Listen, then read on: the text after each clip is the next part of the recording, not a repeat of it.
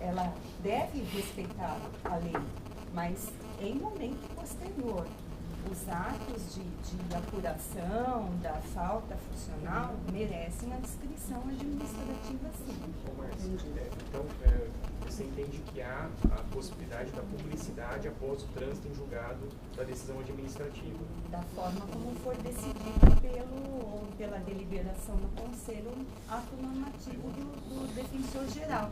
Não só sobre as questões da corregedoria, mas sobre todos os outros processos e documentos, o que, aliás, já estamos atrasados nessa... Acho que o Bessa pergunta, a minha dúvida também, é se seria possível, pelo seu voto, por exemplo, a publicidade, o inteiro teor da decisão. Sim, eu escrevi. Pode ser publicado resumidamente, aliás, como recomenda a Constituição do Estado de São Paulo, uma questão de economia, né, das despesas, quem paga é o contribuinte. E poderia ser disponibilizado no portal da Defensoria Pública, passado, é lógico, um período, que é o que eu disse, isso não compete a mim decidir depois de quanto tempo, como vai ser a publicidade disso, se vai ser ampla, se vai ser restrita, não compete a mim. Aí sim incide online, aí para facilitar a dicção. Então, eu estou admitindo inscrições, tá? Tá bom. Após a conclusão administrativa, então você defende que os autos aí são públicos. Isso sai fora da minha competência, é isso que eu quero dizer. Pelo que eu estou entendendo, a Corregedoria entende que cabe a este Conselho regulamentar de que forma será feita a publicização do eventual do resultado de um procedimento administrativo. É porque diversas instituições adotam esse posicionamento, por isso que é a minha dúvida. Agora, por todos os motivos que eu expus no meu voto... Depois do trânsito, depois... Deixa eu passar a palavra. Não, aí eu te escrevo novamente. Porque você não está inscrita. Foi o Vanessa que fez um questionamento, né, e aí voltou para a Márcia fazer um esclarecimento. Acho que seria importante tentar verificar, eu sei que seria mais importante Davi estar presente, foi o voto, mas ver qual é o contraponto, porque pelo artigo 52 da redação do Davi, ele diz que a sessão extraordinária será pública. E aí no parágrafo 4º, ele diz que a Corregedoria poderá decretar o sigilo de alguns atos instrutórios. Ou seja, pelo voto do Davi, tudo é público, sessão e atos instrutórios. Ressalvado alguns atos instrutórios. Ele inverte, né? Só para saber se é isso que o voto do Davi, é essa a ideia. Então, é público, né? Para ele é público. Para ele é público. Luciana? Não, eu queria deixar claro que, assim, o resultado, tanto da nossa proposta, quanto a fundamentação, quer seja da proposta da ouvidoria, quanto do voto do relator, desembocam no mesmo resultado. Então, independente do caminho de compreensão que esse conselho chegar, o resultado é o que nos orienta nesse sentido. Então, nos sentimos contemplados com a argumentação do Davi nesse sentido, e temos sim a preocupação de que isso não se restrinja apenas ao resultado do julgamento. A argumentação do parecer, que o texto do Davi também incorpora, é na perspectiva de que é a publicidade ampla que se busca aqui. É o paradigma da transparência por completo. Quer dizer, nós poderíamos então colocar em cotejo só a proposta do Davi e a proposta da ouvidoria e da Corregedoria. A ouvidoria retira a sua proposta? Não, não retira. Não. Existem questões aqui. A nossa principal rumo, a gente prevê as exceções nos termos em que a lei nos traz. Ela já existe essa possibilidade da exceção da publicidade com tranquilidade na nossa proposta. O que nós não gostaríamos de ver concretizado no texto é isso como regra.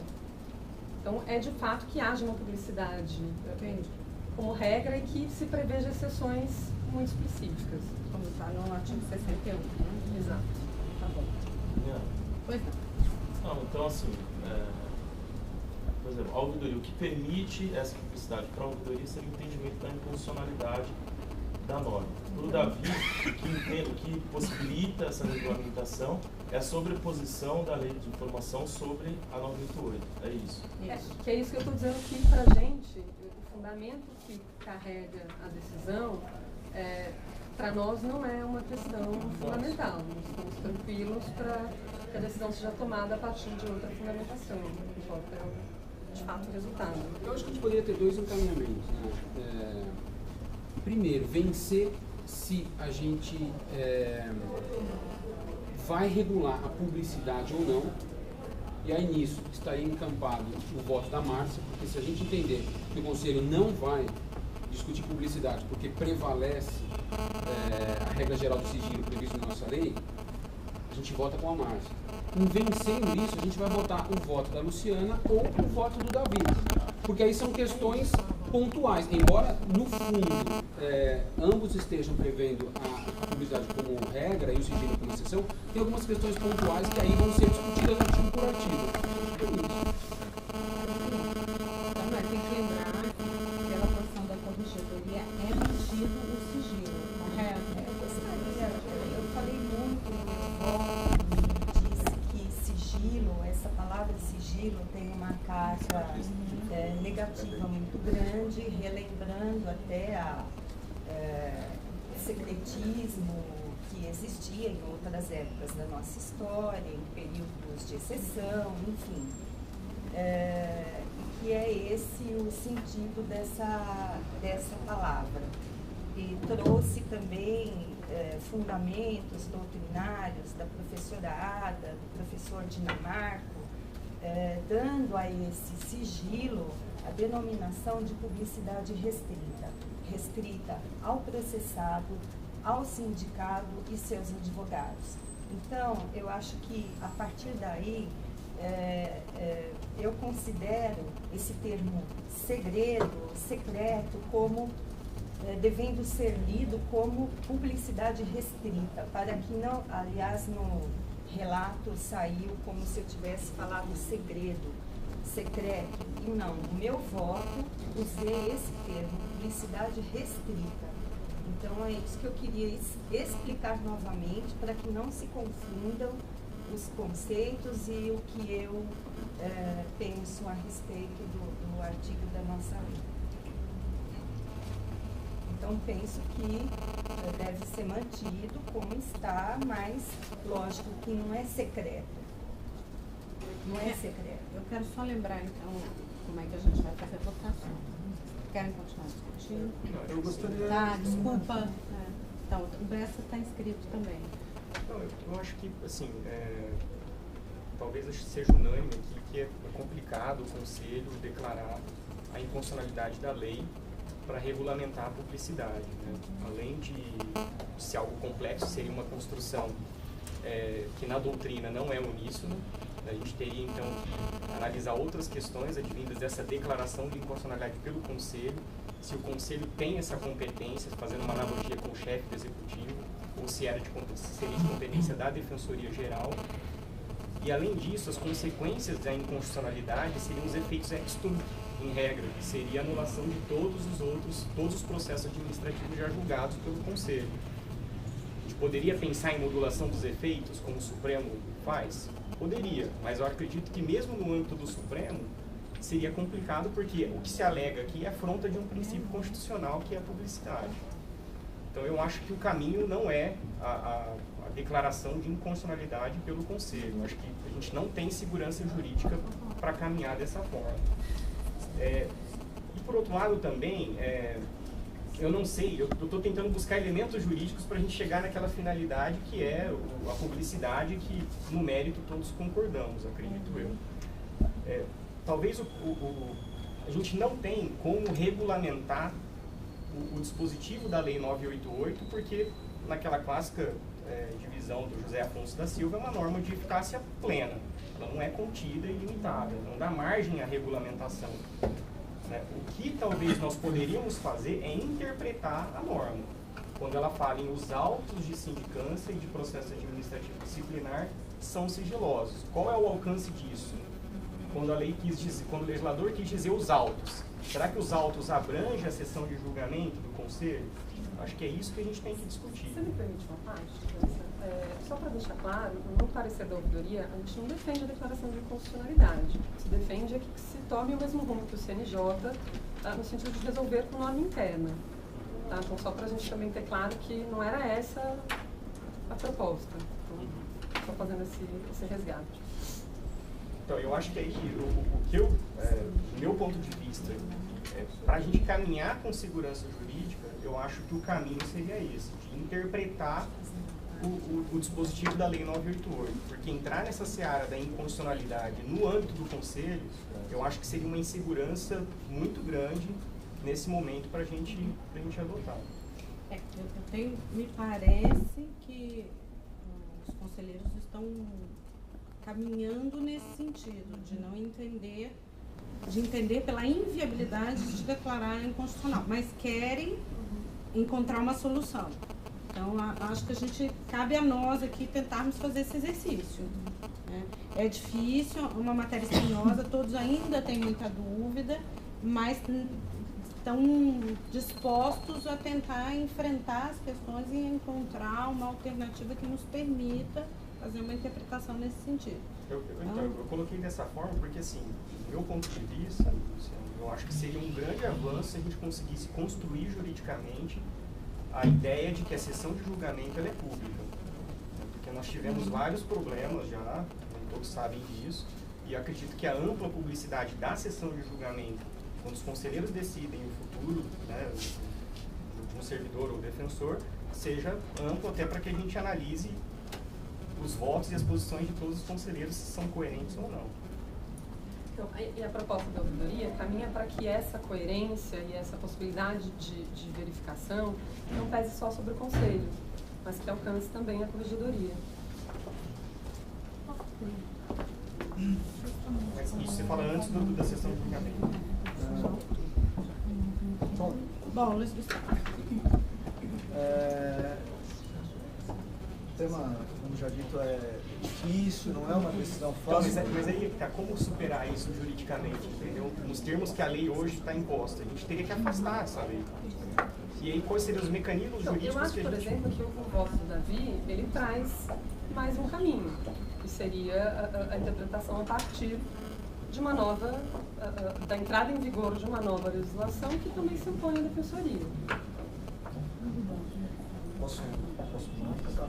Bom, na verdade, o voto do Davi, quando ele proferiu, eu cheguei a questionar, porque ele fala, ele na verdade cria um mecanismo de publicidade, sim, porém, ao mesmo tempo, ele cria uma nova atribuição à Corregedoria, que, no meu entender, além de criar uma obrigação que extrapola a lei, ele dá à Corregedoria a decisão sobre o sigilo ou a publicidade, ele expõe os processos administrativos, e aqui não é falando de nenhum caso concreto, mas do futuro, há uma dificuldade subjetiva na análise dos casos em que serão sigilosos, serão com publicidade restrita ou com publicidade ampla, e permite N questionamentos, até a respeito das fundamentações, como a gente está cansado de ver no judiciário, até em matérias outras que não só a seara disciplinar. Nesse sentido, eu tendo a caminhar, e aí também considerando todo o que a Márcia trouxe no seu voto, toda a dificuldade de se declarar a inconstitucionalidade dos artigos expressos da lei, que falam em sigilo, falam em sigilo dos autos de sindicância e processo administrativo, eu tendo a caminhar na direção do que o Bessa falou. Nós interpretarmos isso aqui, e aí também, confesso que não estou com uma posição firmada, mas interpretarmos isso como um sigilo da fase instrutória do procedimento disciplinar e das sindicâncias, mas que durante o julgamento, e óbvio, posteriormente ao julgamento, haja publicidade. Assim permitiríamos uma ampla publicidade no momento do julgamento, inclusive com conhecimento dos fundamentos de votação de cada um dos conselheiros, e também uma publicidade posterior. No meu modo de ver, isso traria a publicidade para o âmbito dos procedimentos disciplinares e, por ser uma interpretação que parte do dispositivo legal, impediria, por exemplo, a defesa com base em mandado de segurança por descumprimento de regra explícita da lei. Né? Porque eu cheguei até a comentar isso na sessão passada. Me preocupa a situação em que um sindicado espera o desenrolar do processo publicamente, ingressa então com um mandado de segurança próximo ao período de prescrição, justamente buscando atravancar o processo disciplinar e impedir a punição por uma prescrição advinda a posteriori. Isso é uma linha de defesa que com certeza será tomada. Então, nesse sentido, se a gente partir de uma interpretação dos artigos 191 e 192, que chega a ser literal, uma interpretação literal, eles falam sigilo dos autos de sindicância e processo administrativo. É sigilo dos autos. Agora, nada se falou a respeito da votação, da sessão de julgamento, que essa, sim, no meu entender, deve ser pública, e eu tendo a caminhar mais ou menos nessa linha. Óbvio que estou aqui, vou ouvir os votos, as discussões e tal, mas eu estou mais ou menos no que a linha que o Bessa caminhou aí, eu acho que me contempla. Não sei também aí se contempla a proponente, mas enfim, eu acho que é o avanço possível nesse momento, até para a segurança do sistema disciplinar da cadeira. Eu não estou encontrando aqui o artigo da Lei de Acesso à Informação, mas é interessante porque a própria Lei de Acesso à Informação, ela ressalva as leis que prevêem sigilo. Ela não revoga essas leis. Não poderia revogar a Lei 988. Foi uma opção do legislador estadual. Não sei por que motivo. Eu arrisquei um motivo, mas não sei o que levou o legislador, lá em 2005, prever dessa forma na nossa lei. E a lei de acesso à informação, agora de 2011, é expressa, não estou encontrando o artigo aqui, ao dizer que os casos de sigilo previstos em outras leis não estão revogados. Então, eu não sei por que a Lei de Acesso à Informação, segundo o voto do relator, trouxe tanto diferencial para a Lei 988, principalmente em se tratando de uma lei complementar que tem por objetivo, como o próprio nome diz, lei orgânica da Defensoria Pública, dar a estrutura, enfim, impor os deveres, os direitos dos seus membros e agora também, aos servidores. Então, penso eu que é uma lei, além de especial, é uma lei que complementa a nossa Constituição estadual e que tem sua origem na Constituição Federal, quando diz que leis estaduais tratarão das defensorias públicas dos estados. Então, também me incomoda essa aplicação indistinta de leis ordinárias à nossa instituição. Acho que nós devemos também fazer essa reflexão. Não digo que essa lei, que a lei não se aplica, mas não da forma como se está querendo que ela seja aplicada. Eu concordo com você nesse ponto, em relação à Lei de Acesso à Informação. E aí a gente está saindo da esfera do controle de constitucionalidade para o controle de legalidade. Também eu não sei se a gente seria competente para analisar. Não, eu concordo com você nesse ponto com relação ao que traz a Lei de Acesso à Informação, quando ela ressalva as leis que tratam, que regulamentam o sigilo. Artigo 22. É justamente por isso que eu acho que esse não é o caminho, porque aí a gente vai sair da esfera do controle de constitucionalidade para o controle de legalidade também.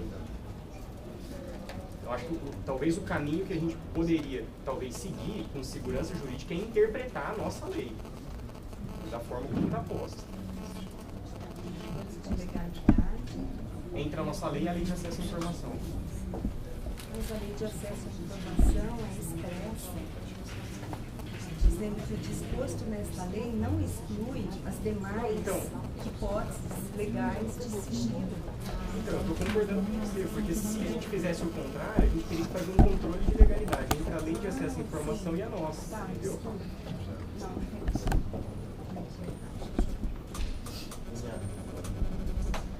Eu caminho muito na fala do que colocou o Luiz e o Bessens, mas aí na hora que a gente chega no julgamento, a indagação que eu faço, até aí pelo que foi colocado pelo Luiz, qual que é a diferença? Quando ele fala que a gente vai fazer uma interpretação literal do sigilo dos autos, eu acho que daí a interpretação também deve ser finalística. Qual que foi o objetivo? O objetivo não foi o impedimento de ver o papel do processo, foi ver o conteúdo que tem no processo. Né? Então, a partir do momento que você abre o julgamento, o conteúdo do processo ele vai se tornar público por todos. Então, será que aí também não estaria havendo a quebra desse sigilo da mesma forma? Porque uma coisa o sigilo dos autos, mas a partir do momento que você faz a leitura do julgamento de todo o relatório, que nada mais é do que a reprodução de tudo que aconteceu no processo, você não está dando publicidade, aí não haveria a quebra do sigilo da mesma forma? Posso responder? Luciana, Márcia e Luiz. Luciana. Só para dialogar com essa pergunta do Rafael, na nossa proposta, no artigo 61, a gente prevê claramente que o sigilo dos autos poderá ser finalmente decretado. A gente também prevê que os atos sigilosos, as questões sigilosas, elas sejam colocadas em um apenso apartado. Então, para uma redação caminhar no sentido de resguardar, eventualmente, não vejo operacionalmente como isso seria difícil, se esse for o entendimento que o Conselho caminhar. Que não é a nossa proposta, mas o que eu estou entendendo é um avanço. Pois não. Márcia? Bessas. Não, Bessas não. Deixa eu É possível interpretar assim, até porque a gente tem até os juízes de família e processos de segredo de justiça tendem a limitar a presença na audiência. Mas eu acho que aí dentro das opções viáveis é a mais segura. Por quê?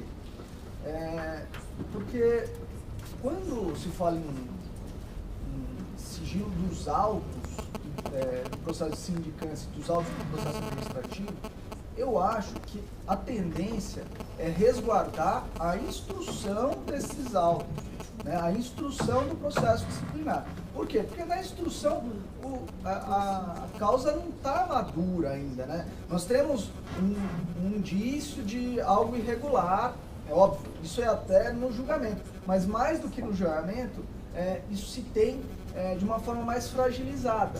Ou seja, o que nós temos durante o processo disciplinar, no começo dele, na fase instrutória, uma representação que traz, a um primeiro momento, para a corregedoria e depois para o próprio conselho, indícios de uma violação funcional. Não tem sequer o convencimento do órgão Isso, correcional. exatamente. Que não há sequer o convencimento da própria corregedoria. Depois, quando a corregedoria faz o relatório e traz os autos para julgamento do conselho, pelo menos nós já temos a convicção formada teoricamente pelo órgão responsável pela... Eu não queria falar investigatório, mas responsável... mas eu diria responsável pela correção mesmo, ou pela investigação com um momento mais tranquilo. Aí, a partir daí, a decisão de cada um dos conselheiros, eu não vejo tanto problema em ser público. Mas confesso que esse seu argumento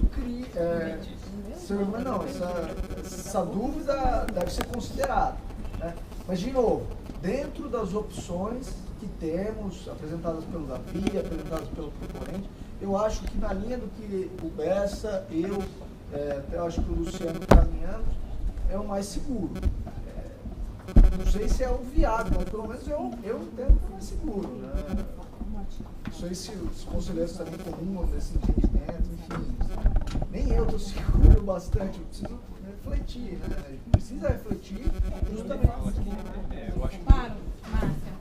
Eu sei que o que eu escrevi no meu voto, sou antipático aos conselheiros, enfim, à ouvidoria, mas eu procurei ser técnica porque, como corregedora, a gente tem essa visão de tecnicismo jurídico muito arraigada e já vem desde o meu início na Defensoria Pública, já na assessoria jurídica. Então, eu prezo muito por essa visão ligada à legalidade do ato, enfim, de uma deliberação. E isso, às vezes, pode soar antipático, né, aos colegas, mas no meu voto eu fiz uma reflexão sobre isso, no sentido de que o momento do processo no conselho ele não é propriamente de julgamento. Nós não julgamos como o tribunal julga o juiz. Cada um profere seu voto e se dá o resultado ali, e aquela decisão já não é definitiva, mas é decisão final passível de recurso. Nós não julgamos nesse sentido como o tribunal julga. E a nossa lei é clara, a lei 988 diz que o conselho... esqueci o termo, gente. Opina. Aí José Moacir, mas tem parecer que vincula. Eu discordo, José Moacir. Na verdade, o parecer não vincula o responsável pela decisão. Ao contrário, se o responsável pela decisão acolher o parecer, vincula o parecerista, que vai responder com ele solidariamente, caso haja algum problema aí, né, o parecerista entra responsável solidário. Então, a vinculação é do parecerista. Né? Se fosse assim, então a PGE seria o supra-mandatário no governo do Estado. E nem todos os pareceres são acolhidos pelos governantes, pelos secretários, enfim. Então, eu gostaria de falar que eu fiz essa reflexão no meu voto, né? Alertando, mas é uma opinião minha, pessoal. E a minha opinião é que se procurasse pelas vias legislativas adequadas, fomentar a mudança da nossa lei. Não nesse aspecto, como em outros, aproveitar esse momento, enfim, encaminhar, temos lá já o projeto, talvez seja o caso de encaminharmos algumas emendas, mas que as coisas não fossem feitas de forma soldada. Né? A precipitação, há um dos motivos do meu eu também falei no meu voto. Enfim. Dialogando com a proposta do Bessa, o que o CNJ fez com relação à Loman, depois restou referendado pelo STF. Acho que talvez seja de fato um caminho viável.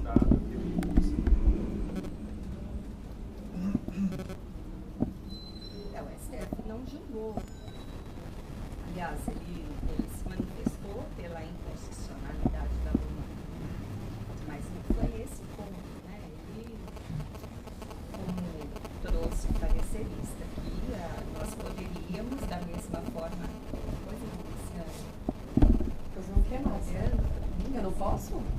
Sem falar, você está colocando Márcia, eu estou atenta à sua fala. Então, o CNJ, o Conselho Superior, não poderia se manifestar como se manifestou o CNJ. Aí a distância é bem grande.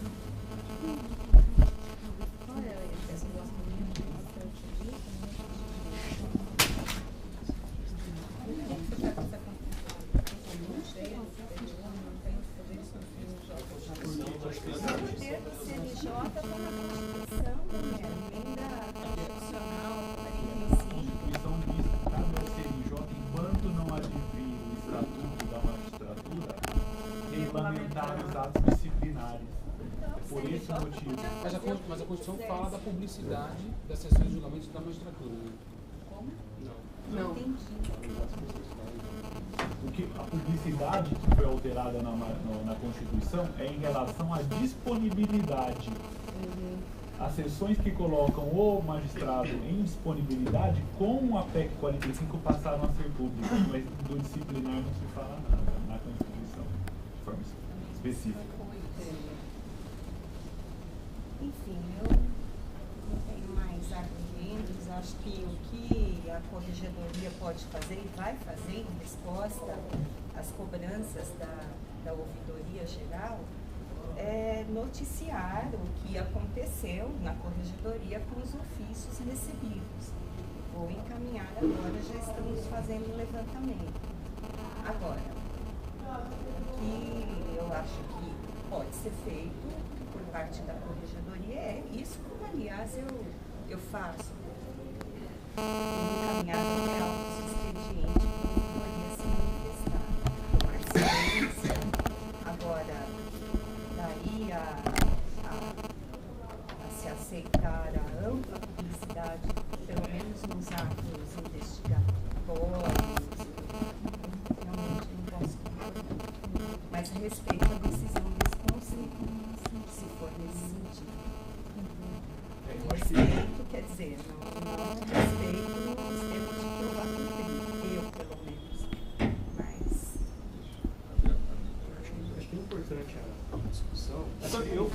Eu conselheiro, já nunca vi eu pensar sobre algumas coisas. Tá difícil aqui ser conselheiro.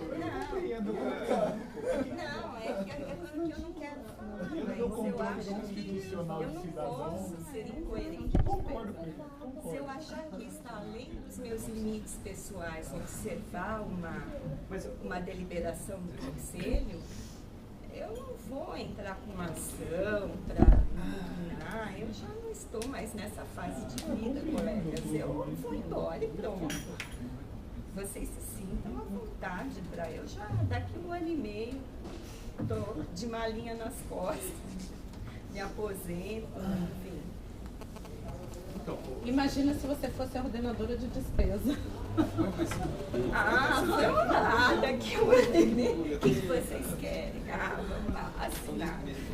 Não nada disso, não vai disso. Bom, vai bem assim, não. Eu acho que a discussão é importante, Márcio, essa reflexão que você trouxe agora sobre a sessão de julgamento eu não tinha feito, confesso que não tinha feito. Porque é um tema espinhoso e a gente não pode avançar sem ter segurança jurídica, né, naquilo que a gente está defendendo. Eu, como conselheiro, não posso dar um voto aqui político numa questão tão séria como essa se eu não estiver seguro juridicamente daquilo que eu estou defendendo. E por isso que eu acho que assim, hoje eu não tenho total segurança para caminhar nesse sentido. Eu acho que a linha, o caminho deve ser esse. Né? Talvez o que dá, a brecha que a gente tem para chegar numa publicidade, ainda que não totalmente ampla, mas numa publicidade que vai garantir pelo menos aí, uma coerência nos julgamentos realizados, nas opiniões realizadas pelos conselheiros, seria essa.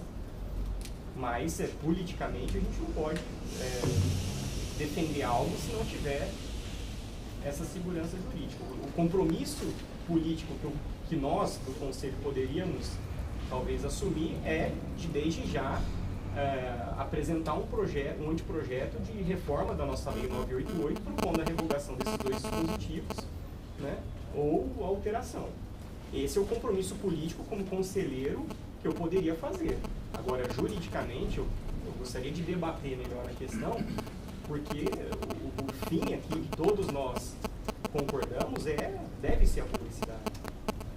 Então, eu não sei como é que os demais conselheiros pensam, mas eu entendo que ainda não tá maduro o suficiente para a gente caminhar. A sensação que eu tenho, queria fazer essa ponderação. Agora fica já essa proposta de encaminhamento de politicamente Se é um compromisso do Conselho Superior, se todos concordam com a ampla publicidade, Então, o Davi faz essa sugestão, caso o conselho entenda diferente do voto dele, que é o relator, que é o membro da administração. o Conselho, em todas as oportunidades, se manifestou sobre um anteprojeto de lei de reforma da 988. Não, mas o próprio conselho pode encaminhar a defensora geral para que ela vá pessoalmente apresentar ao governador uma questão que é tão relevante, pedindo, enfim, a alteração da 988. Isso está no voto do Davi também, vencido, ou mesmo vencedor, que ele entende que ali também não tem a publicidade como deve ser, de forma plena. A minha sensação é de que nós podemos avançar. Eu honestamente acho que se a gente colocar isso em votação, pelo que estou entendendo dos conselheiros, vai restar prejudicado uma possibilidade da gente avançar, desde logo esse conselho entender que é possível alguma publicidade. É o que eu estou sentindo os conselheiros, não sei se é o meu equívoco, mas me parece que estão caminhando as falas nesse sentido. Eu gostaria de propor que talvez então os conselheiros pensassem em uma proposta, para que a gente simplesmente aqui não tenha que inviabilizar todo o trabalho que foi produzido até agora. Pelo que eu estou compreendendo, a posição do Conselho é pela abertura das sessões de julgamento em diante. A questão preliminar não está tentando construir isso. Eu tenho medo de colocar em votação e a gente perder ao menos Mas olha só, eu acho que na linha do nem o voto do Davi está sendo acatado. Na linha do que o Luiz colocou, como que nós vamos tornar público a sessão, sendo que o processo, né, também vai ser público naquele momento? Os atos instrutórios também vão ser públicos naquele momento. Então, de uma forma geral, a gente está garantido a publicidade, mas ela postergada, não mais como no voto da corregedora, depois de um tempo do trânsito em julgado da decisão, mas sim, não no momento da instrução do processo, mas no momento da sessão de julgamento. Entendeu? Entendi. Então, a gente está... É que a corregedora, ela sugere que o conselho deva regulamentar isso. Depois, de que maneira, após o julgamento, mas agora, o que pode ser publicizado? Mas no que nós caminhamos, não, acho que após no que nós caminhamos, a conclusão, acho que é unânime aqui de que deve ser público. Eu acho que esse isso, inclusive, a corregedoria colocou no voto. A questão é que se a gente pode avançar mais... Tornar pública a sessão de julgamento. Agora, tornar pública a sessão de julgamento, a gente torna público todo o processo, toda a fase de instrução. A publicidade dos atos posterior à conclusão do julgamento, ela deve ser pública. Mas a corregedoria não concorda com a publicidade do julgamento. Não é isso? É da sessão. Da sessão de julgamento. Não, porque não é uma sessão de julgamento propriamente dita.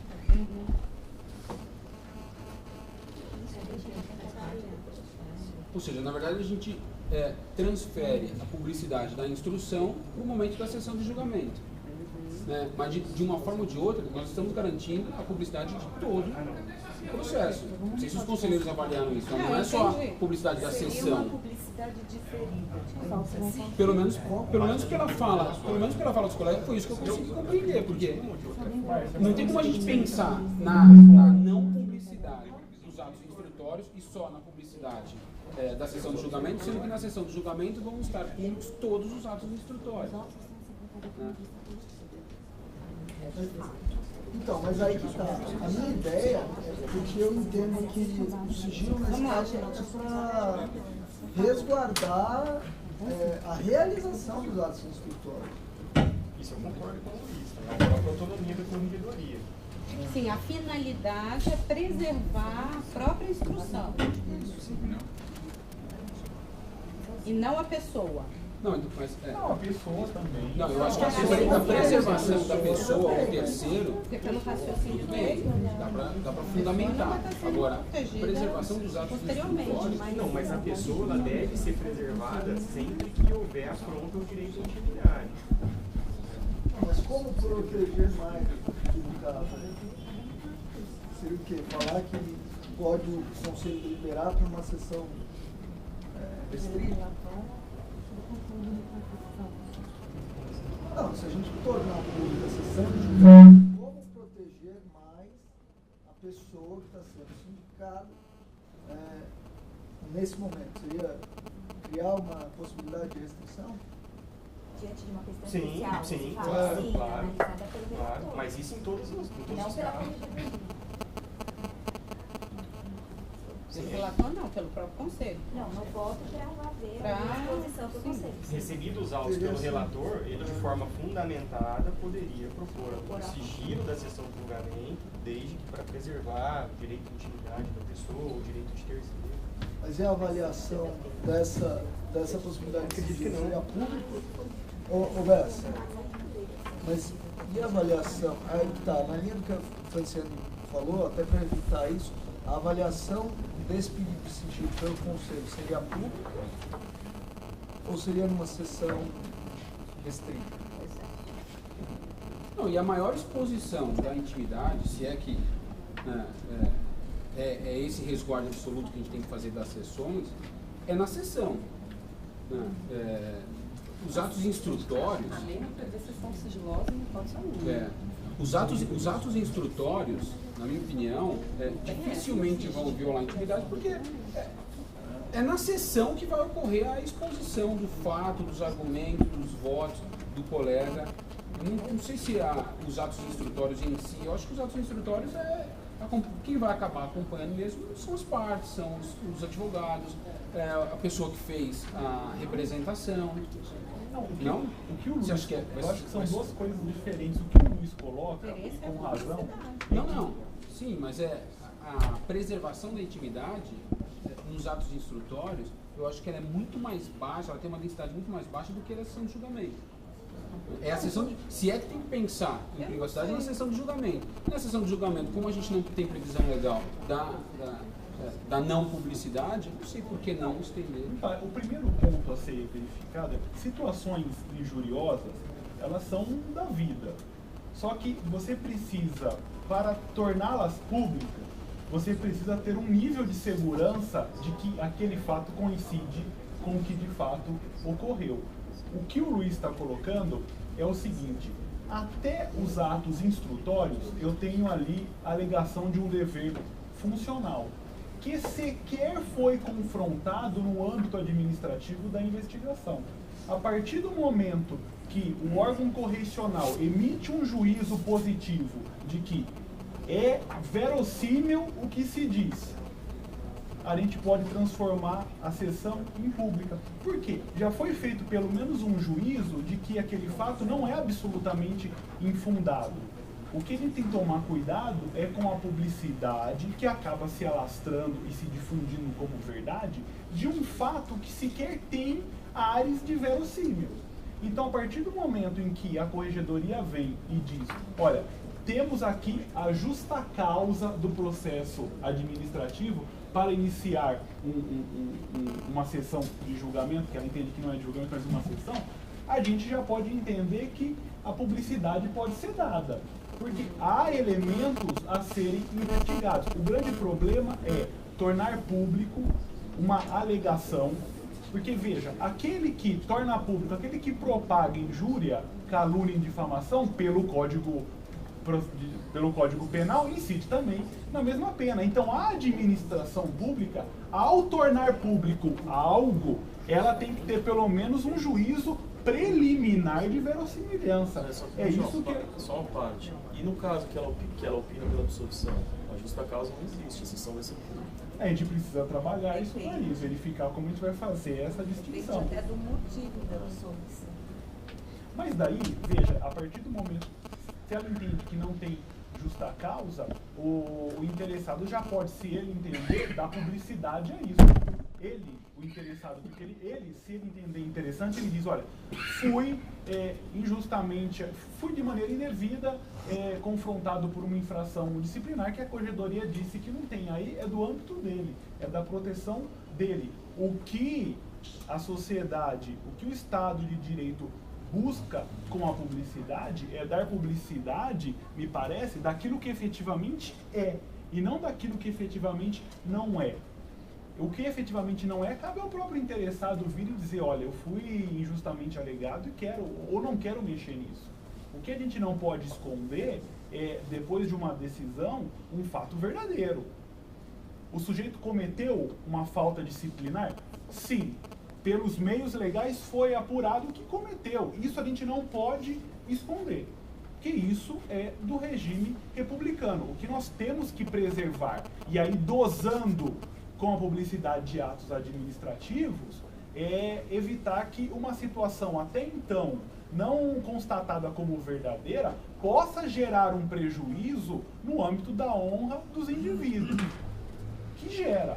Se nós aqui, nós sabemos como no âmbito administrativo, não é por acaso que o código, o estatuto do servidor coloca como falta funcional a fofoca.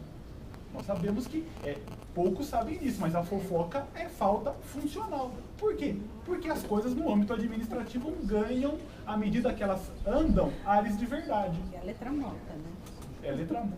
Assim como O costume não muda a lei. assim como fazer comércio no âmbito da administração pública. Então, as vendedoras de Avon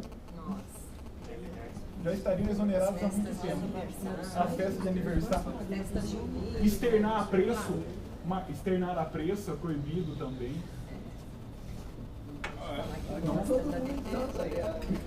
Mas então, me parece. Externa a preço, todo tem direito. Aqui toda hora que ele vai aqui externar a preço. E desapreço. Manifesta o apreço por alguém, por alguma coisa. Mas me parece que o meio termo seja esse daí, de proteção até que tenha a constatação de uma verossimilhança mínima.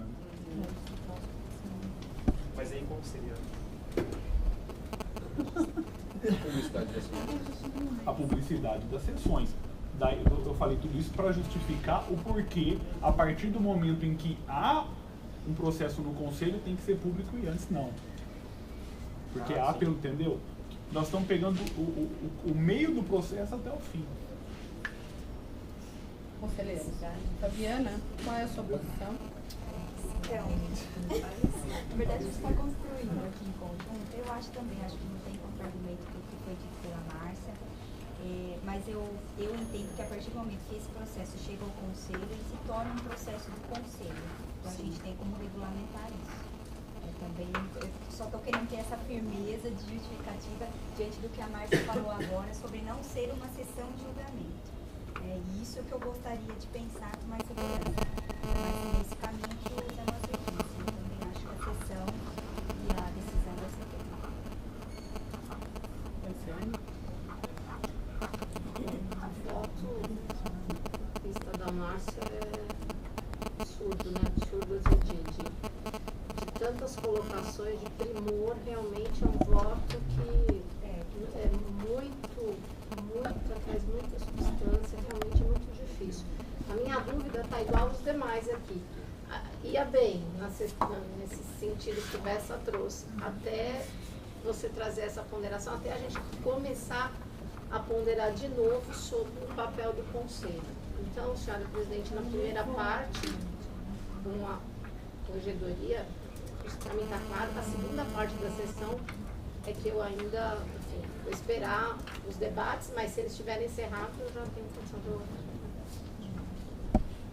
Não, eu estou tentando construir alternativas aqui, porque pelo que parece, a fala é uníssona nesse sentido, de superar aquela preliminar, uma vez que não é nenhuma preliminar. Parece que o Conselho está entendendo, em sua maioria, tirando aqui o voto do próprio relator, que é o Davi, de que a regra do sigilo ela pode ser mitigada, mas só para o julgamento. Né? Que não é o voto do relator, que é pela publicidade mitigada. Estou tentando avançar, porque se a gente começar a colocar isso em votação, talvez a gente não consiga, só aqui respondendo com o relator e com a corregedoria, a gente pode inviabilizar uma solução que seja intermediária. Então, eu gostaria que a gente refletisse se é assim que o Conselho está caminhando. Eu se algum conselheiro tende a concordar com o voto do relator,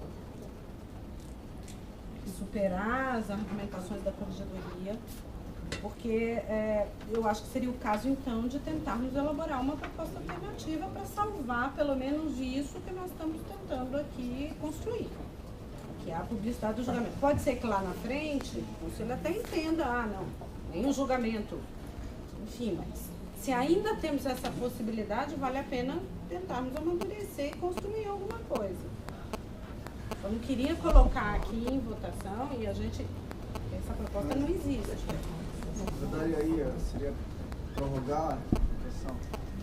Eu queria propostas nesse sentido, formalizando nesse sentido, onde vamos abrir, estão seguros, podemos votar que vamos abrir o julgamento, porque a proposta do Davi contempla isso. Não contempla. Sim, porque se ele sugere a publicidade, de certa forma, pelo que eu entendi aqui da fala, a gente está caminhando no seguinte, de que a gente tem 3 formas aqui pensadas para a gente poder afastar ou regulamentar a 988. A inconstitucionalidade a gente afastou. O que o CNJ faz, eu acho que, pelo que eu estou vendo aqui das falas, acho que todo mundo está indo para o caminho que a gente não pode fazer, porque a gente não tem autorização expressa diretamente da Constituição, então também a gente não pode.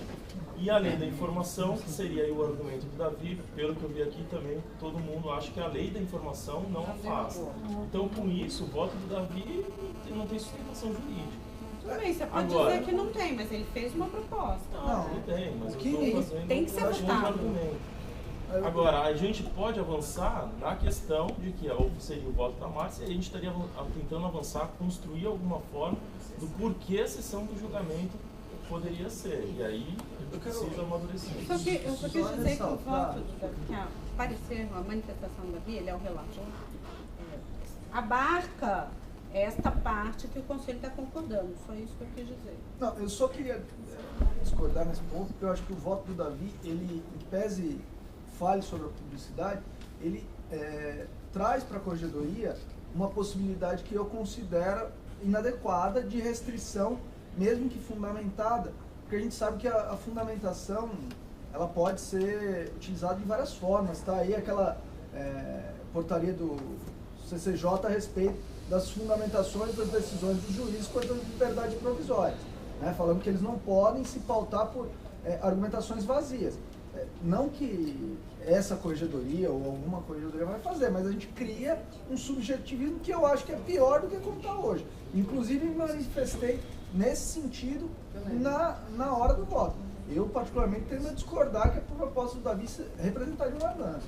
É que só agora, o voto do Davi, se a gente entender, se o Conselho entender que a lei de informação se sobrepõe nessa questão, aí acho que está o caminho aberto para a gente abrir a sessão de julgamento. Acho que não tem problema nenhum, mas é um entrave que eu não sei se todos concordarem com a lei de informação. Porque aí sim a gente teria um